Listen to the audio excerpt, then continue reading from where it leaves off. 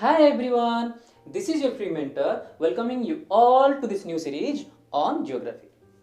Dear students, have you ever went on a trek or for mountaineering? If you haven't, then you will be surprised to know in the hills, due to its terrain, the distance is measured in time rather in kilometer or meter. But we cannot use this method in plains, because the time taken will be varying according to the medium of travel. Let's use the same approach in understanding the light year. Before going ahead, answer my question first. What is the speed of light? You can simply pause the video and answer in the comment section.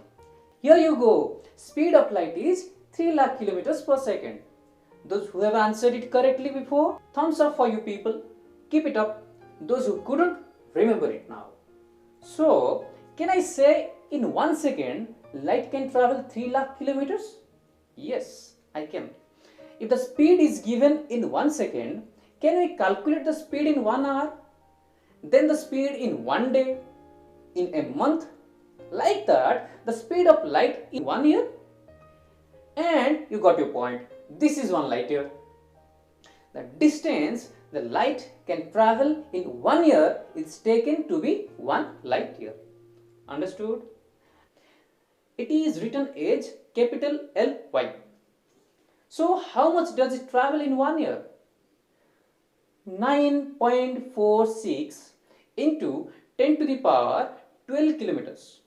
Try to remember this figure. 1 light year is 9.46 into 10 to the power 12 kilometers. And don't get confused with it. If you still couldn't understand it, watch it again from the beginning. It's so simple. So light year is the unit of measurement to measure the distance between celestial bodies. Also remember, light year is a measure of distance and not of time. Don't get confused in your exam. Now we understood what a light year is. Can anybody answer what an astronomical unit is? If you know, then answer in the comment section. You will be appreciated.